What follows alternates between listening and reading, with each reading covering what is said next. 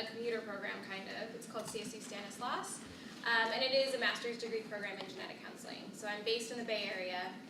I've never stepped foot on Stanislaus's campus, but mostly I spend my time in Oakland at Kaiser, and then I go across the Bay to UCSF as well. So I'm about to graduate in June, and I've just started my last rotation, so I'll talk a little bit about how that works. But just so you all know, I'm from CSU Stanislaus, and then I have those affiliations, just to throw it out there. And if anyone wants to talk about these three places, I have a lot of experience with them. So typically when I go anywhere and someone asks me, oh, what do you do? And I say genetic counseling, they go, oh, that's nice. What is that? And my short spiel on that is that I'm kind of like a cross between a social worker and a doctor. But what that really means is I'm a medical professional with expertise in genetics and genetic disorders and inherited disorders. So my main goals, most of the time, if you go to a doctor, you're going to spend maybe 15 minutes, if you're lucky, with that medical professional. They're going to come in, they're going to diagnose you with whatever you are coming in with and give you a prescription to leave. And that's basically it. They tell you what to do and then you're out the door. With a genetic counselor, our appointments are about an hour long. And we have three main goals in genetic counseling. We want to educate our patients. That's number one. So we want them to understand why they're here in our appointment, and really the background. So if they're coming in and they have a family history of something, say a family history of breast cancer, we want to help them understand why that's running in their family and what that means for their health. The next thing we want to do is facilitate decision making. So like I said, most of the time if you go to a doctor, they're telling you what to do. A genetic counselor, on the other hand, is kind of presenting the options to you, so what kinds of treatments you're looking for, and what you want to do about whatever condition you're coming in with. And they help you make a decision about what to do next. So we're not there to tell patients what to do, we're there to help them understand their options and then make an informed decision themselves. And that's something that I think really sets us apart, and a lot of people are really confused when they first come in to see me because they think I'm just going to write them a prescription and tell them to leave. And when I go, okay, so how do you feel about that and what do you want to do? They get confused and they're like, wait a minute. What do you mean, what do I want to do? What am I supposed to do? So that's something that I think makes us really unique. And last, we provide support and resources to our patients. So that support can be anywhere from a patient's coming in and has a really strong family history of breast cancer, for instance, and they're really just anxious and afraid and like feel really strongly that they're going to get breast cancer and they don't know what to do. We're the person that kind of just listens to them talk and helps them through it, and we'll find them support groups if that's what they need, and whatever resources they're really looking for. So that's kind of the social work piece of it that I kind of tell my Uber drivers about. And that's one of the differences, again, between us and a doctor. Okay. So genetic counselors work in a variety of places and in a lot of different fields. Typically, we work in a clinic or a hospital setting. And these are kind of the different specialties that we have in those traditional roles. So prenatal was the first, it's kind of how genetic counseling started. We've known for a very long time what causes Down syndrome, for instance. Down syndrome is caused by an extra chromosome 21. And that's something we've known for years, and we've been able to figure out prenatally. So when a woman is pregnant, we can figure out whether or not her baby has Down syndrome. So the first genetic counseling program started back in the 60s in New York at Sarah Lawrence College. And it was really just women who were kind of at home and wanted something to do with their day instead of waiting for their husbands to get home. And so Sarah Lawrence started a college program for them and had them come in and taught them how to talk to pregnant women about their options in pregnancy and how to find any abnormalities or just make sure that their baby's healthy. That's kind of how it started. And as technology advances and as we learn more and can find more things, so as we learned more about genes and what genes cause what disorders, we've kind of moved on past prenatal, and we can do a lot more now. So prenatal is what we started off with, but now we're into the cancer setting. And I keep talking about breast cancer, but that's because that's one of the most common indications that I see. And So we see people who have a really strong family history of cancer at really young ages. And we help kind of figure out if there's a genetic cause to that cancer history in their family. And if we find one, we can offer better treatments for them, more individualized treatments, and we can help prevent cancer. So we can offer increased screening. So a lot of what genetic counselors do is try and make everything actionable. So we're not just throwing information at people just for the sake of throwing information at them. We're trying to help them figure out what to do with that information and empower them to make those decisions. You can also find us in just a general setting. So I often see, when I was in a pediatric setting, I see patients, like little kids who have autism. And maybe they have a brother with autism, and their parents are wondering why their family has been hit twice with that. And are coming in and trying figuring out, like, is there something in our family that's putting us at increased risk for those kinds of things? So we help with that. We also see patients who just have something weird going on, and no one's been able to diagnose them. And so a lot of patients come to us as a last resort. They've tried everything. They've gone to so many different specialists and haven't been given an answer. And now they come to us hoping that genetics can help them figure it out. And then finally, some genetic counselors like to specialize. So sometimes a genetic counselor will go through their training and find one disease that they're really interested in and passionate about. So I have a friend who's really interested in Huntington's disease, which is a neurodegenerative disease. So as people get older, their muscles start to break down. They lose control of like their fine motor skills, and it also comes with a lot of behavioral disorders. So they get really aggressive and have really low inhibition. It's kind of like they're drunk all the time almost. It's a really devastating disease, and most of the people who have Huntington's disease pass away really early in life, in like the 40s and 50s. But it's a really interesting disorder, and one that one of my friends is really interested in. That's what she wants to do when she leaves school. So work exclusively with those patients. So that's something else that genetic counselors do. We either find a group of disorders that we're interested in, maybe something cardiac related, so someone might be really interested in the heart specifically, and specialize in just heart disease type things. So there's a lot of different options, and we're kind of all over the place. So those are our traditional roles. But we also have non-traditional roles, and I'll get to this in a minute. But as genetic counselors become kind of a bigger field in medicine, we're kind of moving our way into other aspects of medicine, so not just in clinic seeing patients. We're starting to get into public health, so making decisions about prenatal screening and kind of figuring out what are we going to screen for and what types of tests are we going to run and offer to statewide patients. And I think some of you might be learning about newborn screening, but genetic counselors are also involved in figuring out what diseases we test newborns for. And every newborn in the state of California gets tested under newborn screening unless their parents specifically opt out of it. Because every disease on that list, it's a list of, I think, over 100 disorders, is really easy to test for, and it's something that we can act on right away and help prevent really devastating side effects of those diseases. So genetic counselors are kind of getting into the forefront of those kinds of fields and making policy decisions.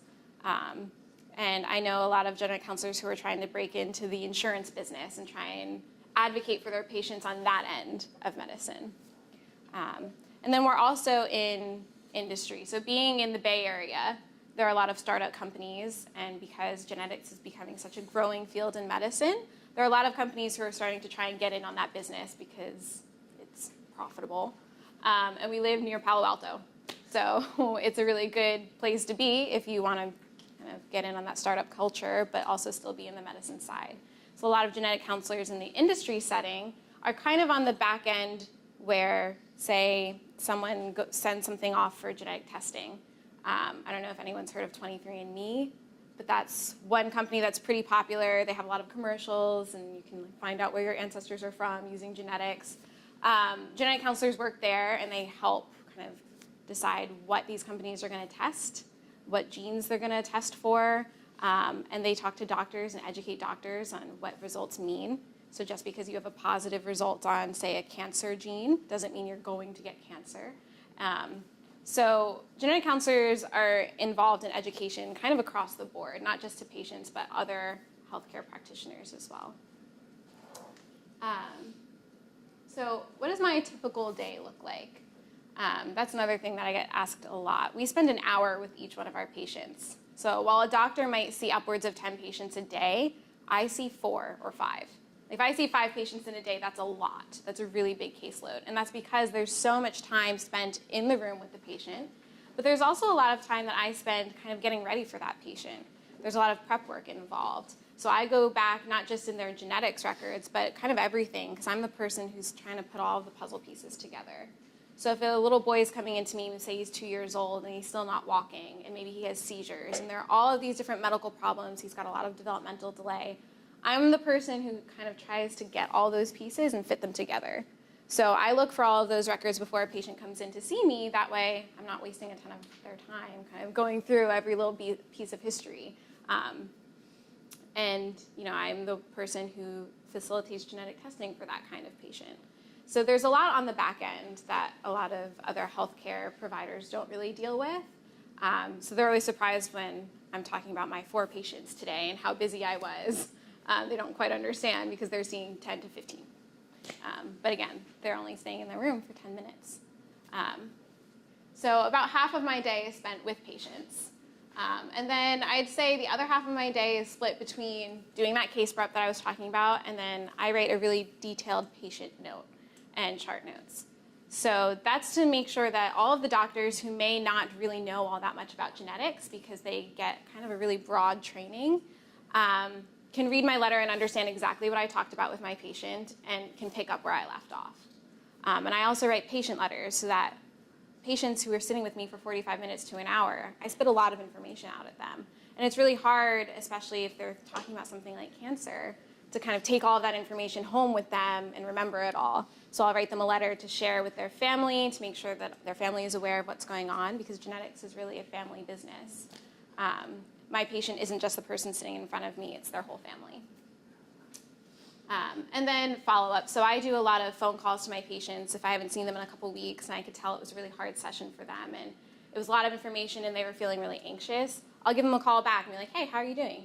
How's that sitting with you? It's been a couple weeks. How are you feeling? Has it been hard waiting for your genetic testing results to come back? Have you talked to any of your family members? Do you need any more support? So that kind of thing. So a genetic counseling session doesn't end when the patient leaves the room. Okay. So what does an appointment look like? And I've kind of broken it down into these 5 things. And I'll explain each one as I go. So contracting. Like I said, genetic counseling isn't just me kind of talking at people and then telling them to make a decision and then they leave. They come in and most of the time they don't understand why they're spending 45 minutes with me. So that contracting piece at the beginning is me introducing myself, telling them what to expect from the appointment, and making sure that any questions they have coming in, I write down so that they get answered. So it's really, we call it contracting because that's what we're doing. We're kind of building a contract with our patients, making sure that whatever they want to get out of the session, they're getting out of it, and I'm addressing all of my points. Okay, so that, that starts in the waiting room when I go to pick up a patient. Whenever your doctor comes in to see you and they chit-chat with you for a few minutes, they're contracting. So they're like, oh, how was the drive-in? They're trying to build rapport with you and kind of be friendly. It's part of their bedside manner. We just have an official term for that. Because I do more than just kind of write prescriptions, I'm there as a support for them. It's really important that my patients trust me and feel comfortable talking to me, not just about their indication, but how they're feeling about it and what they're going to do with that information.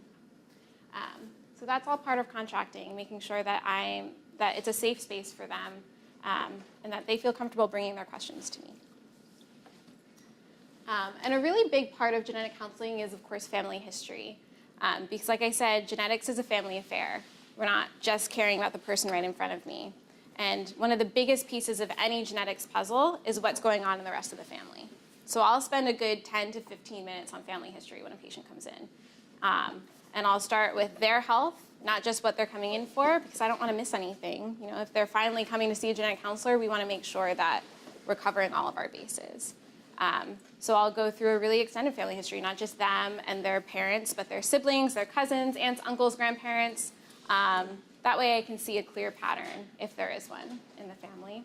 And that also helps them feel comfortable because their family is it's something they know. So a lot of times when doctors are asking patients a lot of questions, they don't really know terminology and don't know how to answer the questions, but everyone knows everyone. Yeah. Well, what if you don't have the other half of your family? For example, like you come from a single mom household. Like, Yeah. Are you guys gonna test like I don't know? For example, like I don't know my dad, so Mm-hmm. can you guys test it? Like, okay, I already know my family's. I only know my mom's family history, but Yeah. I don't know my dad because I And don't that's know fine. my dad. So. Yeah, I mean, we'll take any information we can get, Oh, okay. really. Mm-hmm. So we, for instance, if you came into a genetic counseling session, we would spend a lot of time talking about your mom's side of the family and making sure that whatever information you have, we have as Like, well.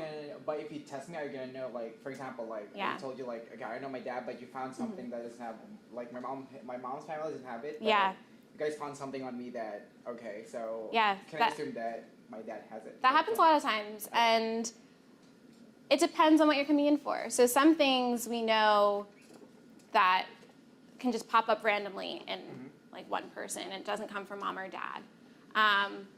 But in a case, say you were coming in, I'm going to keep using cancer because it's a really easy kind of genetics topic to talk about. But say you were coming in and your sister, for instance, had breast cancer at 30. It's really young to have a breast cancer. And she got tested and she had a mutation in, for instance, BRCA1, which a lot of people have heard of because Angelina Jolie came out a few years ago and said she had tested. And, so that's a high-risk gene that increases your risk for cancer over the lifetime. And so if your sister got tested and she was positive and your mom got tested and she was negative, we would assume it came from dad because that's one of the genes that doesn't really very often mutate on its own. It gets passed down most of the time. There are other conditions where a lot of times it's a new thing that you can pass down but you didn't get from mom or dad. So it really would depend on the indication. But for families like that, where they don't really know one side of the family, but are worried or have something that we know to be inherited, we write family letters and we can send them anonymously. So if you didn't have a lot of contact with your dad's side of the family, but still wanted to warn that side of the family and let them know that they should be getting their screenings or something. I have a question. For example, because I know my mom has a history of high blood pressure, but for me, it's like I have a low blood pressure. Like, like the genes mutate, like something like.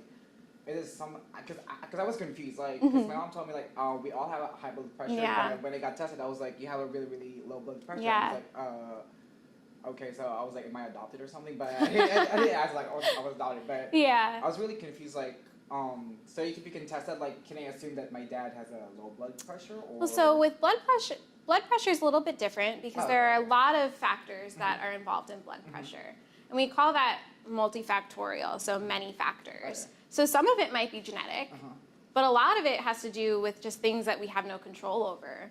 So, some things you do have control over, like eating and exercise and things like that, but there's no one single genetic factor for things like blood pressure. So, that kind of thing is hard to parse out. I just thought it was genetic because there's one family, so I'm just like, oh.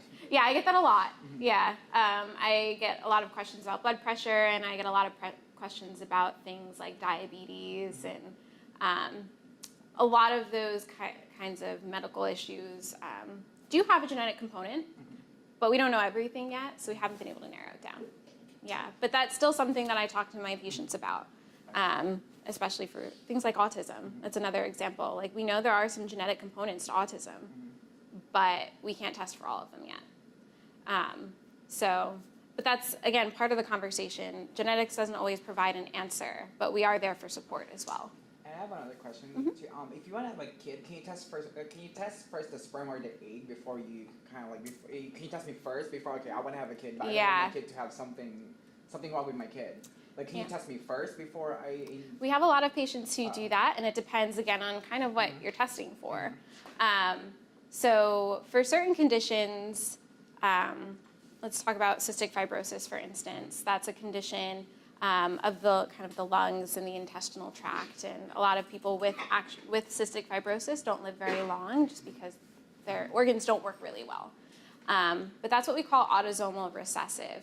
So you need 2 copies of a gene that aren't working at all in order to have the illness. So if you have just 1 copy that's not working, you're fine and you don't have any symptoms, but you can pass that on, right? So for things like that, we can test mom and dad and see if they're carriers and see if they have 1 copy of that gene that's not working. And but it's kind of random every time you have kids, right? So we can't test every sperm and every egg. But what we can do for people who have the means, and this is really expensive, but we do have some people who do IVF, so in vitro fertilization. So instead of getting pregnant naturally, they'll go to a special clinic that'll take an egg and a sperm, and they'll create embryos. And before they implant those embryos, they'll check and make sure it doesn't have the disease, but it is really expensive to do that. So instead, what a lot of people do is they just get pregnant naturally, and then they come to a genetic counselor and say, I'm worried about my risk, because we know that we're both carriers for this condition, and we're worried we're going to pass it on. And we can test the baby for that condition when it's already kind of developing. And then patients can make decisions on their own about what they want to do about that. If the baby, for instance, did have cystic fibrosis, they could continue the pregnancy and just know that they're going to have to deal with that and be prepared for it. But they can also decide to end that pregnancy and try again, or decide to spend the money on IVF. So there are a lot of options, and that is part of my job, is to help patients decide what option is best for them. Yeah. Okay. So that's all part of family history, and then we were just talking about a lot of education. So what I was just doing with you is what I do with the patient. Okay. And that brings us to testing. So especially in the cancer setting or the prenatal setting, we do a lot of testing. So I have an example here, actually, so why don't we just go to that? Okay. This is an example case, and this is something that I see pretty often in the cancer clinic. Okay, so let's say this is my patient. And she's coming in, she doesn't have cancer, she's 40 years old, but she has a lot of family members who have had cancer, and at young ages. So breast cancer is really common for women. 1 in 8 women will have breast cancer in her lifetime. But typically that happens after menopause, like 60s, 70s, 80s, 80 years old, okay? Because if we live long enough, a lot of people get cancer, and that's common. It just happens with older age. But when we're seeing it at young ages, like a sister who has breast cancer at 43, a mom who has had breast cancer at 40, who's now 68, and a grandmother who had ovarian cancer, which is a rare type of cancer. That's concerning. So I have a patient coming in with a strong family history. And when I take this family history, I'm looking for a pattern. So I'm looking for certain types of cancers at young ages and across multiple generations. So you can kind of see it you can track it through the family, watch it being passed down, right? So that's kind of what I'm looking for. So with a patient who comes to me with that kind of family history, I'll talk to her about how she feels about that. That's really scary to watch so many people in your family get cancer. It's a nasty disease. And talk to her about what she wants to do about that. So there are a lot of risk models that I can run and kind of give her a personalized risk for developing breast cancer in the next 5, 10 years and across the lifetime. I can offer her increased screening. So most women start getting mammograms at 40. She's 40, so she should be getting her mammogram starting now. But for someone with a family history like that, it's concerning. So even if she didn't want to get genetic testing, I could offer her extra screening. So keep doing her mammogram every year, but then 6 months after her mammogram, get a breast MRI to be checking for breast cancer more frequently, and with different kinds of machinery, different kinds of instruments to get better pictures, okay? And I would offer her testing. So we know with family histories like this, a really strong family history getting passed on through every generation, these families tend to be at higher risk for having a mutation in a high-risk gene. So I mentioned Angelina Jolie earlier in BRCA1. So Angelina Jolie had a strong family history of cancer. I think her mom had cancer, her aunt had cancer, her grandmother had cancer, and they were all very young when it happened. And it was very aggressive, and a lot of her family members passed away from it. So she had herself tested, and she found that she had a mutation in a high-risk gene, BRCA1 or 2, I forget which one.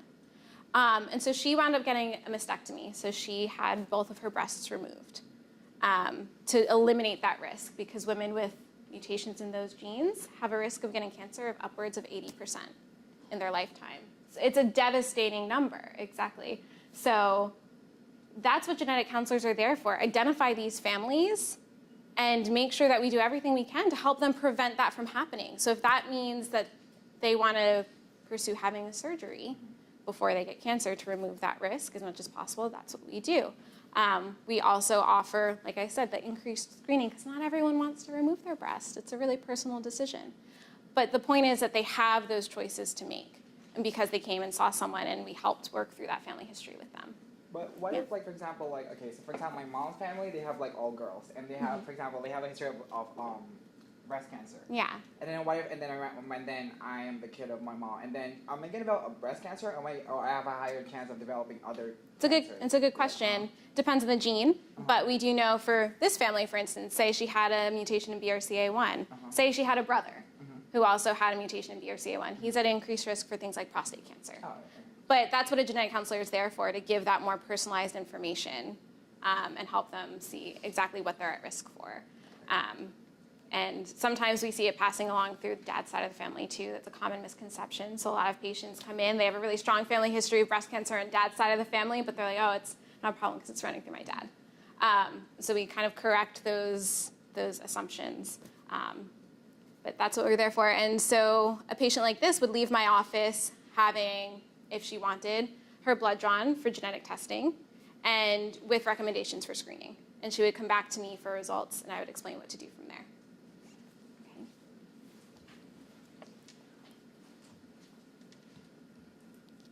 Okay. So how do you become a genetic counselor? You have to go to grad school, so you have to have a master's degree to do this. And to get into grad school, there aren't many schools in the country for this program. So there are 36 programs in the country for a master's degree in genetic counseling. But they all want these three things. They want shadowing experience. So being from the Bay Area, if you're interested in genetic counseling, there's a ton of us in the Bay Area. And almost all of us are willing to take students and have you follow us around for a day and just show you what we're all about and show you what we do every day. Because these programs, because there are so few of them, they want to make sure that anyone who they accept really knows what they're getting into, really knows the field, and knows this is what they want to do. Okay. They also want to see volunteer experience. A lot of what I do is kind of emotional support. I do have that education piece and that medical piece, but a big part of my job is just being there for my patients and helping them through whatever they're going through. So even if it's not related to genetics, when they come to me, they're my patient no matter what, and I'm there to help them. Okay. So volunteer experience, if that's at, for instance, Planned Parenthood, and you're the person who walks a woman who wants to have an abortion to the door and make sure that she feels comfortable, or a crisis text line or a suicide hotline. Those kinds of experiences are really helpful when you're preparing to become a genetic counselor. So it's just that counseling experience and that just being a supportive person and kind of helping yourself understand how much that takes. Schools really like to see that. And then, of course, having a strong foundation in biology and psychology. Most schools want to see a lot of genetics experience, a lot of biology, and they want to see that you've taken some psych classes. And that's really just to prepare you. Most of these programs are only 2 years. So for instance, in my program, we have all of our classes our first year, and my second year is spent entirely in clinic. So I'm still a student, but I'm going to clinic every single day, and I'm practicing genetic counseling. So it's an accelerated program, so they want to make sure that you have a strong foundation. Okay. Most schools want you to take the GRE to get in, not all of them. So it's really program dependent, but these three things are really important. And I would say the shadowing experience is the most important. Okay, and there are resources online. If you go to nsgc.org, there's a Find a Counselor button on the front page, and you can just look for a genetic counselor, and there's a checkbox to mark that they're open to having students come in, and you can contact them and ask them if they have a day that you can just come in and hang out with them and ask them questions and follow them around. Okay. So that was a ton of information that I threw at you. Does anyone have any questions that I can answer? Is there at all a trend to make sort of elective preventative surgeries more affordable or covered by insurance, say if someone does have a mutation? Yeah. So those preventive surgeries for someone who has a mutation in BRCA1, for instance, are covered by insurance. Oh. So not just having the mastectomy, but also having reconstructive surgery as well. So if a woman has a mutation in BRCA1, is really worried about her breast cancer risk, gets her breast removed, she'll also have her insurance company cover the reconstruction. So there is, insurance companies would much rather pay for those prophylactic surgeries than pay for cancer, because it's a lot cheaper to just do a one-time surgery than it is to pay for chemo, radiation, and all of the cancer-related treatments.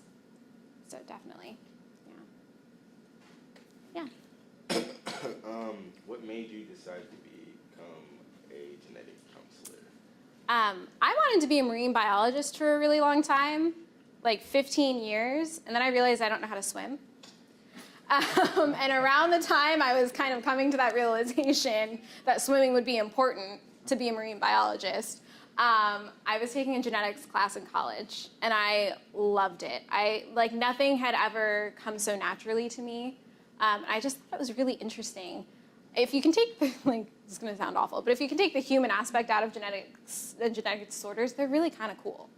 And I thought it was interesting and fun. And I was doing research in a lab at the time, and it was in the basement of this really old building with no windows. And I was the only person in my lab most of the time, so I was just lonely. And so I thought, well, I really like genetics, and I really miss talking to people. So I wanted a way to combine those two things. I knew I didn't want to be a doctor.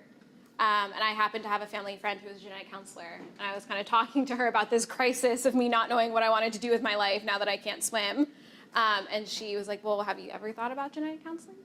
So that's how I got into it, kind of by chance. Do you still not know how to swim? I still don't know how to swim, yeah. So, and I live in the Bay Area. I feel like I should go to the beach and start trying to do that. But I can doggy paddle, but definitely not enough to be a marine biologist. So.